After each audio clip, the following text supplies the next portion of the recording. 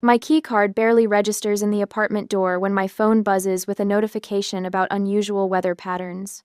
Rain in Austin during October, just what I need after 14 hours debugging security protocols. I push into my condo, kick off my heels, and drop my laptop bag on the kitchen counter. The burgundy blazer I selected this morning now feels like a straitjacket after a day of boardroom presentations. The digital clock on my microwave blinks 8:37 p.m. Too late for a proper dinner, too early to justify ice cream for a meal. I settle on reheating yesterday's lasagna when my doorbell chimes. "Who on earth?" I mutter, padding across the hardwood floor in my stockinged feet. Through the peephole, raindrops distort the view, but I recognize her instantly. My stomach plummets to my toes. 23 years haven't changed that calculating stare, though the blonde hair now comes from a bottle instead of nature. My mother, Vanessa. And beside her, a young man with her eyes and a slouch that speaks of entitled boredom. I consider pretending I'm not home. My fingers hover over the lock, trembling slightly. The doorbell chimes again, more insistent this time. "Michelle? Honey? I know you're in there. Open up, we're getting soaked out here." The endearment sounds foreign in her mouth. She abandoned the right to call me honey when she walked out our front door in Cleveland, suitcase in hand, never looking back at her 10-year-old daughter. I swing the door open, keeping my expression neutral. This is unexpected. "Surprise," Vanessa trills, arms outstretched as if expecting an embrace. When I don't move, she drops them awkwardly. "Aren't you going to invite us in? It's pouring out here." Of course I step aside mechanically. "Please come in." Vanessa sweeps past me, bringing the scent of expensive perfume and cigarettes. The young man follows my half-brother Ethan, though we've never spoken. Memory flashes like lightning. Dad hunched over bills at our kitchen table, circles darkening beneath his eyes. The diner's broken air conditioner during the hottest summer on record. Me at 12, washing dishes after school, homework spread across the back counter, because we couldn't afford to hire enough help.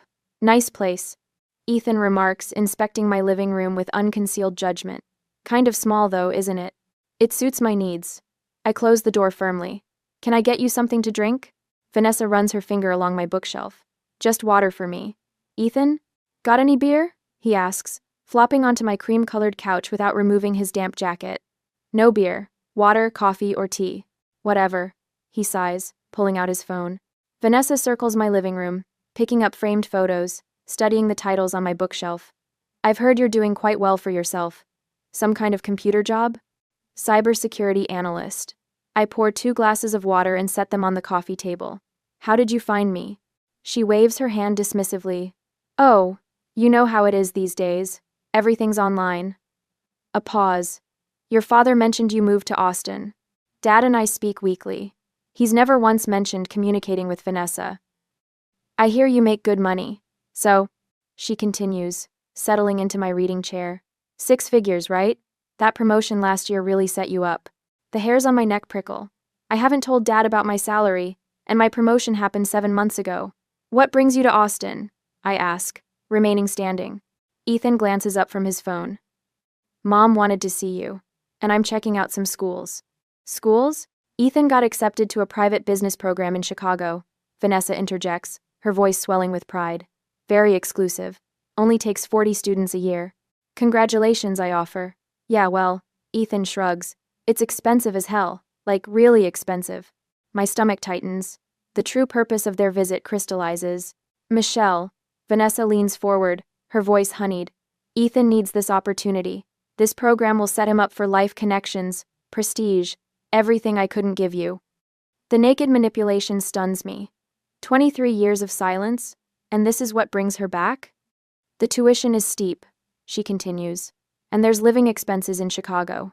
We calculated it all out. $4,500 a month would cover everything." Ethan looks up.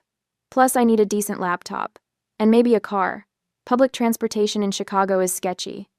My hands tremble, but I keep my voice level. That's quite a request from people I haven't seen in over 2 decades. Vanessa's expression hardens slightly before melting into practiced concern. "I know we have catching up to do. That's why I thought we could meet for lunch tomorrow." "Discuss options." She reaches for my hand. "Family helps family, Michelle. You understand that better than anyone." I pull back before she can touch me. "I have meetings tomorrow." "Dinner then," she presses. Ethan's future depends on this. Wouldn't you have wanted this kind of opportunity? The irony burns like acid in my throat. I wanted a mother who stayed, a childhood without working after school to help Dad keep our diner afloat. I wanted someone who remembered my birthdays. I'll check my calendar, I say finally. Where are you staying? The Westgate, Vanessa replies, standing. Room 412. We'll be here through Sunday. Hulaf? 5 days. I walk to the door and open it. I'll call you tomorrow. After reluctant goodbyes and Vanessa's awkward attempt at a hug, I close the door and slide the deadbolt into place. My apartment feels violated somehow, tainted by their presence. I lean against the door, breathing deeply, trying to steady my racing heart. $4,500 a month. $54,000 a year to support a half-brother I've never known, requested by a mother who abandoned me without a backward glance. I move to my laptop, open my banking app, and stare at the savings I've built through years of overtime and careful planning. I could afford it. That's the worst part, I could actually afford it. But as I close the laptop, a certainty settles over me. I might still crave the maternal approval I was denied as a child, but I won't sacrifice my security to buy it. This time, I won't be the one left behind. The rain beats against my window as I lock the door behind Vanessa and Ethan. Their scent, her expensive perfume. His damp jacket lingers in my living room like unwelcome ghosts. My shoulders slump as exhaustion crashes over me. The lasagna sits forgotten in the microwave. I shuffle toward my bedroom to change when something stops me cold. My laptop, the one I'd closed before answering the door, sits open on my kitchen counter, the screen glowing with my banking dashboard. What the hell? My pulse quickens as I approach. The activity log shows 3 failed login attempts from an unrecognized device within the past hour. I wasn't even home. The timestamp confirms it. 8:12 p.m., 8:15 p.m., 8:17 p.m., 20 minutes before they rang my doorbell. My hands hover over the keyboard as dread pools in my stomach. I navigate to my email, scanning recent messages with growing horror. There, flagged as unread, a forwarded message from Dad's email account containing my employment details, salary, and promotion announcement from 7 months ago. No way, I whisper, my voice strange in the empty apartment. I dial Dad immediately, fingers trembling against the screen. Hey, kiddo. His familiar voice answers, warm and steady. Everything okay? It's late for you to be calling on a weeknight. Dad, has anyone been in your email recently? Specifically, have you sent any messages about my job to Vanessa? His pause tells me everything. No, but, he clears his throat. I got a notification last month about a password reset I didn't request. Changed it right away, figured it was just one of those security things. My stomach knots tighter. Dad, Vanessa and Ethan are in Austin. They showed up at my door tonight asking for money. Lots of money. What? His voice sharpens. Michelle, I haven't spoken to that woman since she left. Not once in 23 years. I sink into a kitchen chair, suddenly lightheaded. They knew about my promotion, Dad. The exact timing. My salary. Things I never posted online. Things only you knew. Jesus Christ, he mutters. That boy of hers, didn't you say he was into computers? The pieces click into place. Ethan's bored slouch disguising calculated interest. His casual inspection of my living space. His immediate demand for a decent laptop on top of the $4,500 monthly payments. I need to check something, I tell Dad, putting him on speaker. I open my security settings, scroll through recent login locations. 3 unknown IP addresses appear, all tracking back to Cleveland hotels from 3 weeks ago. They've been planning this, I say, half to myself. They didn't just happen to be in Austin. They came specifically for me, for my money. Dad's heavy sigh fills the line. What do you need from me, kiddo? The question breaks through the fog of shock.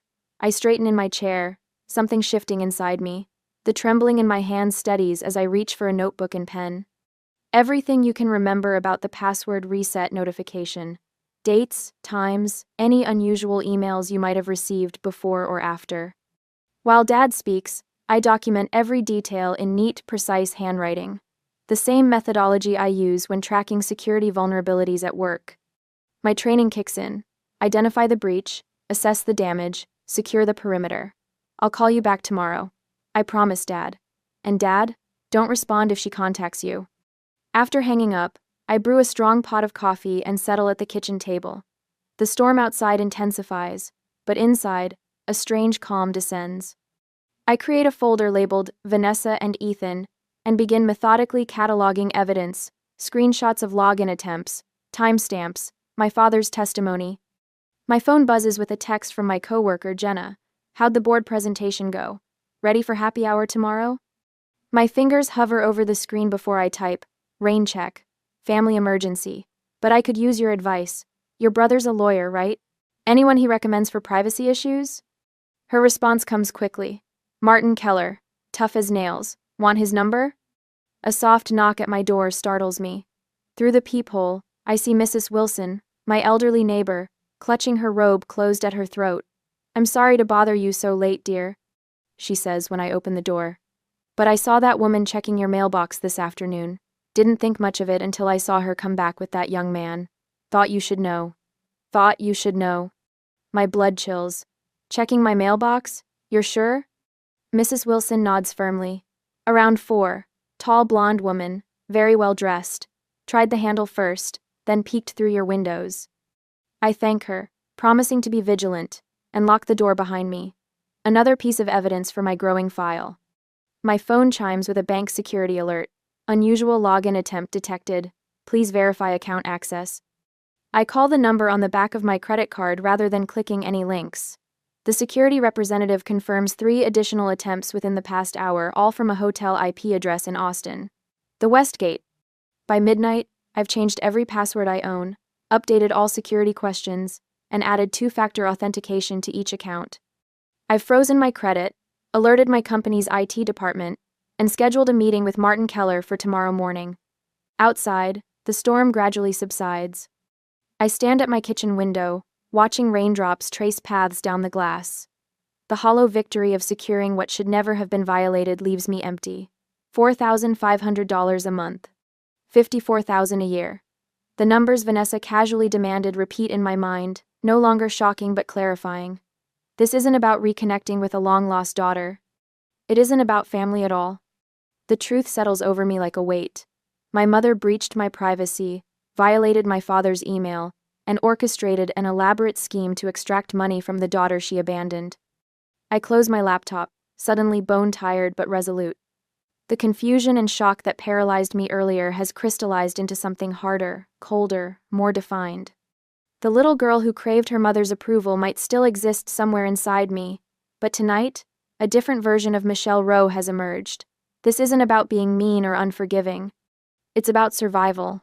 A day after the incident, my phone buzzes with a text notification while I stir cream into my coffee at Copper Bean Cafe.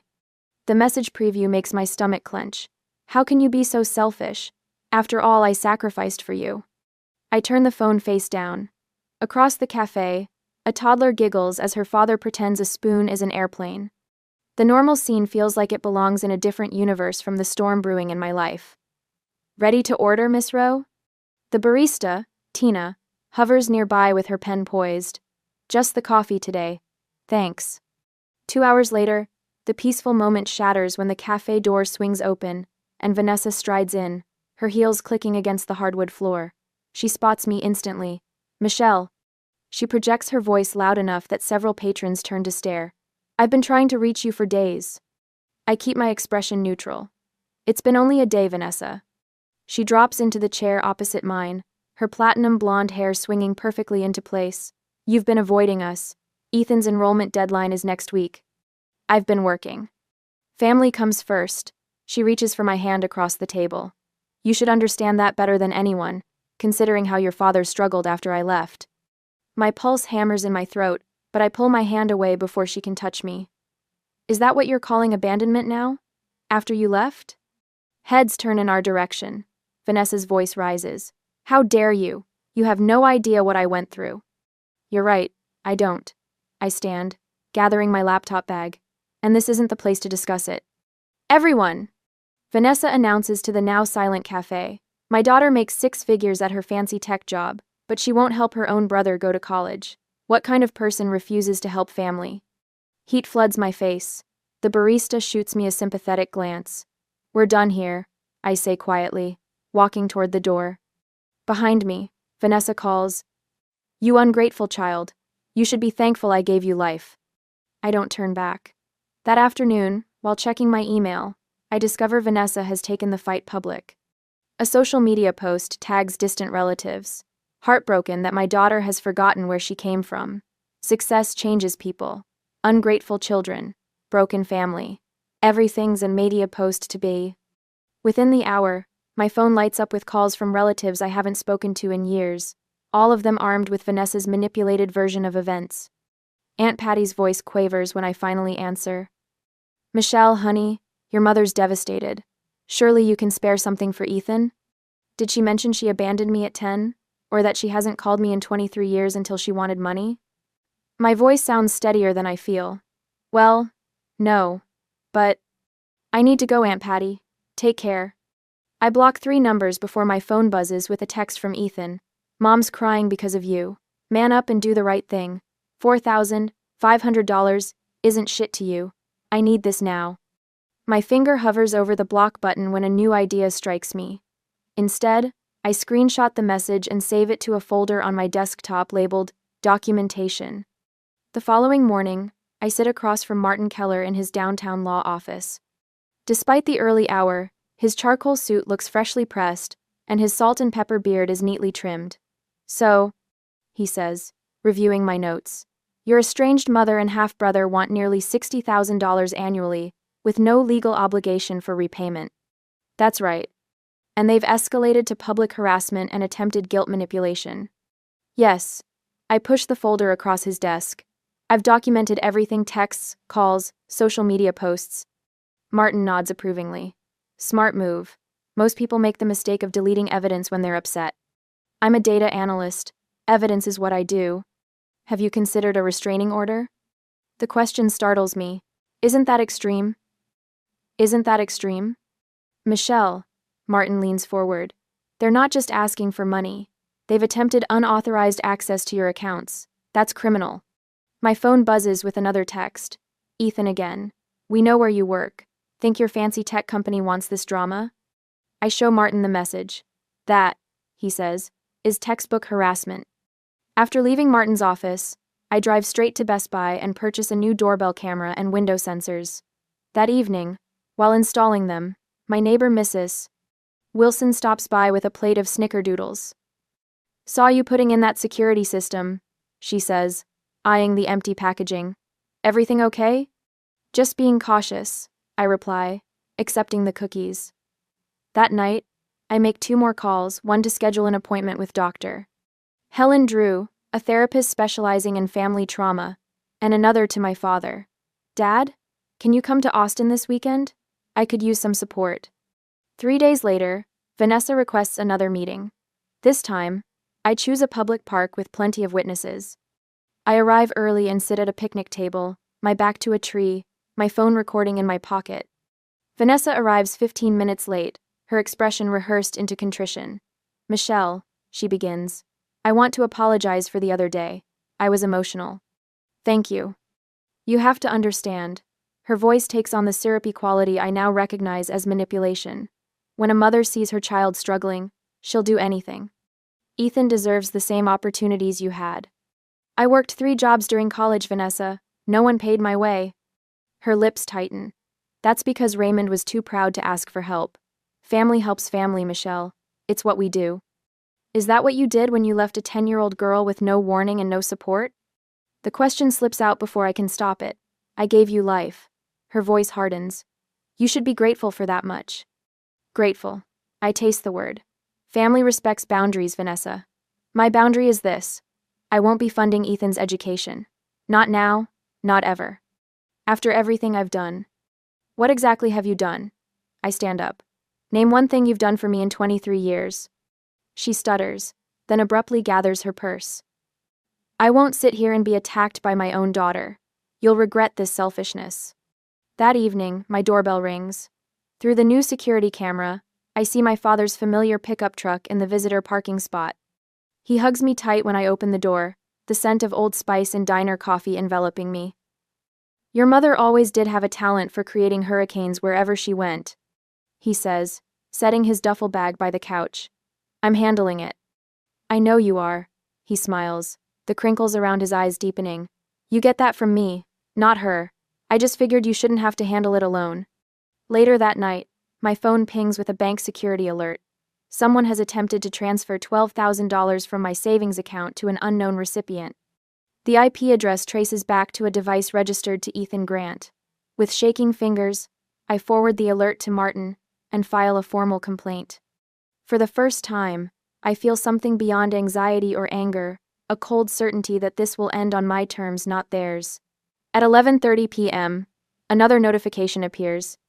A second transfer attempt, this time for $8,000. My finger hovers over the press charges button on the bank's security portal. Dad watches from the kitchen doorway, his expression solemn. You sure about this, Shelley? I draw a steady breath. Let's see how far they'll really go. My phone lights up at 6:15 a.m. with a notification from the bank security team the next morning. Another login attempt. This makes 5 in the last 12 hours, each failing against the new authentication system I implemented yesterday. Right on schedule, I murmur, tapping the notification to document the timestamp. The coffee maker gurgles in the kitchen as I add this latest attempt to my growing spreadsheet.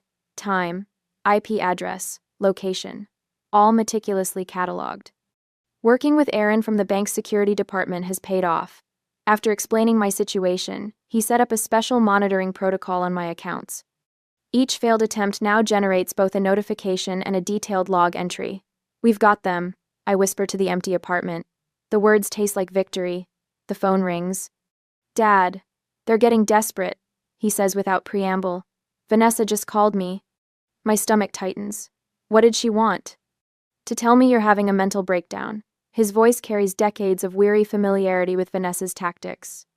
Said you're paranoid, refusing to help family, and making up lies about them trying to access your accounts. Did you record it? Every word. Martin said to keep the phone on speaker and use my voice recorder app. Attorney Martin Keller had become our strategic anchor over the past week. His advice proved invaluable. Document everything. Record legally. Prepare methodically. She claims you inherited your instability from my side of the family. Dad's laugh holds no humor. Rich coming from a woman who abandoned her 10-year-old daughter without a backward glance. I check my work email. 3 new security alerts. Ethan tried accessing my company account last night. Jesus, Michelle, can they arrest him for that? Our security team is building a case. I scroll through the technical report our IT director forwarded. They traced the attempts to a coffee shop near the Westgate. Stupid kid didn't even use a VPN. The doorbell chimes, startling me. Through the peephole, I see Mrs. Wilson from next door holding a plate covered with aluminum foil. Thought you might need some real food, she says when I open the door. My Harold always said banana bread helped him think clearer during his days at the DA's office. The unexpected kindness catches in my throat. Thank you. Those 2 still hanging around? She peers past me into the apartment. Not physically. I accept the plate, but they're keeping busy. After she leaves, my phone buzzes with a voicemail notification. Vanessa, her voice trembling with manufactured emotion. Michelle, honey, please call me back. I'm at Street. David's Medical Center. Emergency room. Something's wrong with my heart. The doctors are, a theatrical pause. I don't want to frighten you, but they're running tests. I need you here, sweetie. Family should be together in times like this. My fingers hover over the callback button, a reflexive response bred from childhood guilt. Instead, I dial the hospital directly. Street David's emergency department, this is Jessica. Hello, I'm checking on a patient who was admitted this morning, Vanessa Grant. Papers shuffle. Spell the last name, please. Grant. Grant. I'm not seeing anyone by that name admitted today. She called claiming to be in your emergency room with heart problems. A pause. We haven't had any cardiac admissions in the past 3 hours. Would you like me to check if she's registered under a different name? No need, thank you. I add the call to my documentation. Timestamp noted. This manipulation tactic joins the others in my growing collection of evidence. My phone rings again. Unknown number. Hello? Is this Michelle Rowe? A woman's voice, vaguely familiar yet unplaceable. Yes. Who's calling? Patricia Lambert, Vanessa's sister. My aunt. A shadow figure known only through Dad's occasional mentions. I got your number from Raymond, she continues. We need to talk about Vanessa. My defenses rise. If you're calling to convince me to give them money. God, no. She cuts me off with a harsh laugh. I'm calling to warn you. This isn't their first rodeo. The coffee grows cold beside me as Patricia unravels a pattern spanning 2 decades. Vanessa and Ethan had worked this scheme on multiple relatives, friends, even Vanessa's second husband's family. 3 years ago, they convinced my daughter to co-sign a car loan. Ethan defaulted after 2 months, ruined Jenny's credit score. Why are you telling me this? I ask, though I already know. Because Vanessa's spinning quite a story to the family. Says you're refusing to help poor Ethan despite being rich in your fancy tech job. Says you're punishing her for old mistakes. And you didn't believe her? Patricia sighs. Honey, I've watched this show too many times. But others haven't. There's a family dinner Sunday at Aunt Mildred's. Several relatives want to hear your side. The prospect of facing extended family I barely know sends cold sweat down my spine. But the opportunity to counter Vanessa's narrative can't be ignored. I'll be there, I say, adding the details to my calendar. Dad arrives from Cleveland that afternoon, his truck laden with boxes. Found these in the attic, he says, hauling the first one to my dining table. Thought they might help. Inside, financial records dating back to Michelle's childhood. Child support checks Vanessa never cashed. Court documents from their divorce. A meticulous paper trail of Vanessa's abandonment. Your mother was always good at rewriting history, Dad says, spreading the documents across the table. But paper doesn't lie.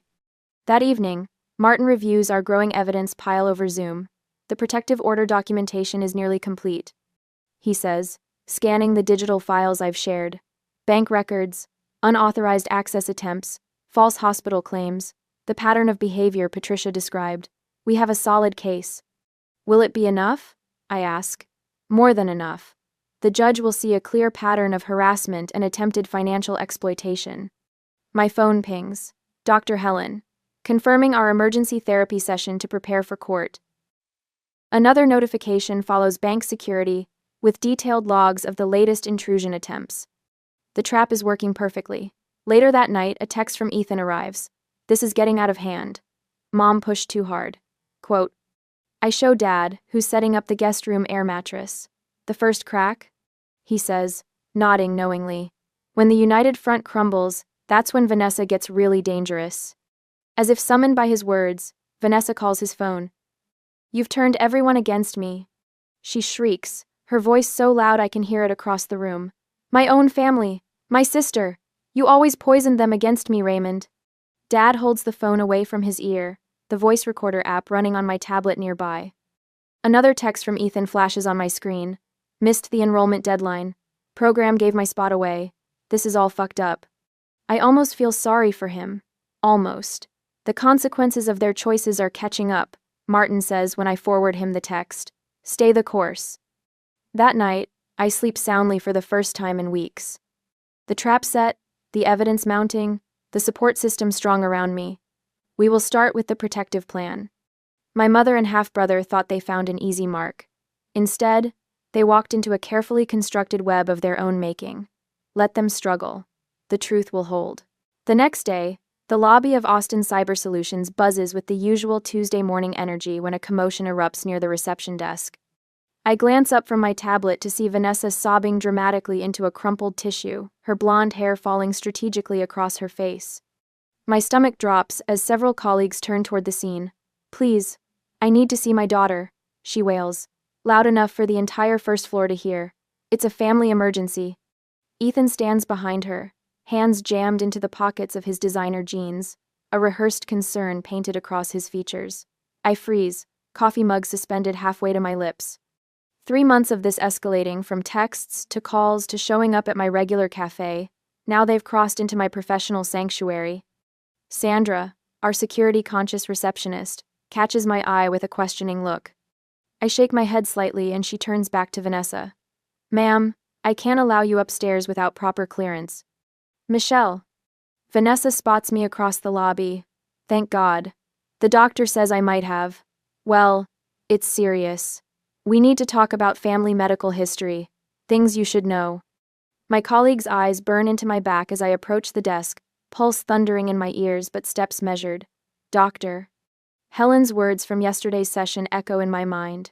Your reaction is within your control even when their behavior isn't. Vanessa, I keep my voice level. This is inappropriate. If you have medical concerns, email me. Email? Her voice rises an octave. My own daughter wants me to email about possible cancer? After everything I sacrificed for you? The audacity steals my breath. Sacrificed? The woman who missed 17 birthdays, who never sent a single child support payment to Dad? We can discuss this elsewhere, I say, conscious of whispers rippling through the lobby. There's nothing to discuss, Ethan interjects, stepping forward. We're family. You help family. His eyes narrow. Unless you want everyone here knowing what kind of daughter you really are? The threat hangs between us. My hand tightens around my coffee mug to hide its trembling. Your mother abandoned me when I was 10. I tell him, voice steady despite the hurricane in my chest. You don't get to lecture me about family. This isn't the end, Vanessa hisses as security approaches. You'll regret this public humiliation. I know people in your industry. After they're escorted out, my phone lights up with a text from Ethan. That stunt cost you. HR gets anonymous tips about family drama affecting work performance all the time. One payment fixes everything. That evening, curled on my couch, I stare at the binder Martin prepared for tomorrow's hearing. Inside lies every text, email, bank alert, and security notification from the past 3 months, a paper trail of systematic harassment.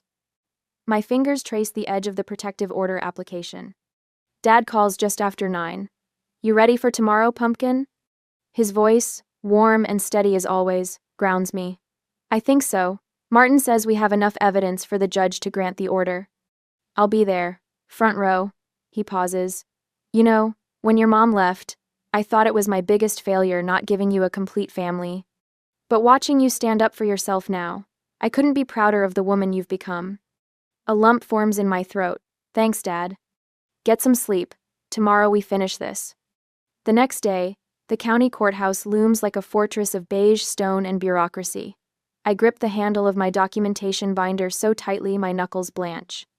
Martin meets us at the entrance, his silver hair catching the morning sunlight. Remember, he says as we navigate security, let me present the evidence methodically. Judge Williams appreciates organization. Dad squeezes my shoulder. You've got this. Courtroom 4. Smells of lemon polish and nervous sweat. Vanessa and Ethan sit on the opposite side, both dressed in subdued colors, a calculated visual transformation from their usual flash. Vanessa's red-rimmed eyes and Ethan's uncharacteristic suit scream respectability. When Judge Williams enters, the room stills. She's a small woman with steel gray hair and piercing eyes that miss nothing. Case number 2025CV4872, Roe versus Roe and Grant, the bailiff announces.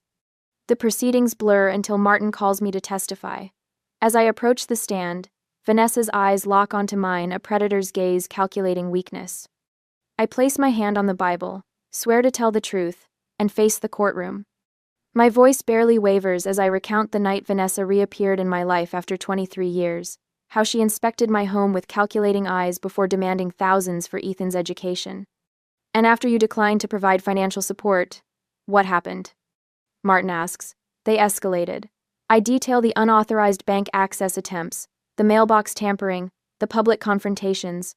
Miss Rowe, submit Exhibit D. Martin instructs. I pass forward printouts of text exchanges between Vanessa and Ethan, obtained legally through a subpoena after multiple reports to the police. If we push hard enough, she'll pay just to make us go away. Everyone has a breaking point, Vanessa had written. Ethan's reply, already tried her accounts again, new security, maybe threaten her job instead? Martin continues, methodically presenting each piece of evidence, screenshots of failed login attempts traced to Ethan's devices, recordings of Vanessa's increasingly manipulative voicemails, security footage from my building showing them attempting entry without permission, and most recently, Martin prompts. Yesterday they appeared at my workplace, created a scene in the lobby, and then threatened to file complaints with HR if I didn't pay them. And if Vanessa's attorney attempts to paint her as a misunderstood mother seeking reconciliation, but the evidence forms an irrefutable pattern. When Ethan takes the stand, His testimony contradicts Vanessa's on key points about their intentions. Judge Williams reviews the final bank security report, showing 17 attempted access incidents from 3 different devices registered to Ethan. The court finds clear and convincing evidence of harassment and attempted financial exploitation, she announces. The protective order is granted against both respondents for a period of 2 years, prohibiting contact within 500 feet of petitioner's home, workplace, or person. Each violation carries a $5,000 penalty. The gavel strikes with finality. Outside the courthouse, sunlight warms my face as Martin hands me the official paperwork. With this order in place, we can drop the potential criminal charges for now, he explains. But the paperwork exists if they violate it. Dad wraps his arm around my shoulders. Let's go home, Michelle. As we descend the courthouse steps, I catch a glimpse of Vanessa and Ethan huddled with their attorney, faces contorted with frustration. For the first time in months, their expressions don't trigger guilt or fear in my chest. Later that evening, I receive a text from a family friend in Cleveland. Vanessa and Ethan have already listed their Chicago apartment. Apparently, they're relocating to a smaller town where, presumably, their social circle hasn't yet heard about their courtroom defeat. I place my phone face down on the coffee table and take a deep breath. The walls of my condo no longer feel like they're closing in. For the first time since they reappeared in my life, I sleep without checking my security system 3 times before closing my eyes. Some victories don't roar, they whisper, "You're safe now." If you jested. 6 months later, the evening Austin air carries the scent of rosemary and garlic through my open balcony door. My fingers trace the new biometric lock panel beside my front door, a small reminder of victory rather than trauma now. "Michelle, these potatoes need another minute." Dad's voice calls from my kitchen, where he stands wearing the faded Cleveland Browns apron I gave him for Christmas years ago. No rush. I arrange water glasses on my small dining table, already set for 4. The doorbell chimes, and I notice the sound no longer sends adrenaline coursing through my veins. Progress. Through the peephole, I see Kara from work and Martin, whose legal expertise saved more than just my bank account. I swing the door open with ease. "Come in, dinner's almost ready." Dad's insisting on making his famous garlic potatoes. Martin holds up a bottle of Cabernet. "Thought we could toast your promotion properly." "Senior data analyst has a nice ring to it," Kara adds, squeezing my arm. The conversation flows effortlessly through dinner. We laugh about Martin's latest courtroom antics and Dad's stories about the regulars at his diner. No tense pauses, no analyzing hidden motives behind simple questions, just genuine connection. After dessert, Dad pulls a folder from his bag. "I wanted to show you these retirement numbers." His weathered hands spread papers across the table. The offer on the diner came through higher than expected. I study the figures. "This is great, Dad. You could fully retire next year." "Semi-retirement," he corrects. "Still planning to consult with the new owners 3 days a week." "Smart move." I pull out my own folder. "I've set up the monthly transfer we talked about, $600, direct deposit to your account. No more, no less."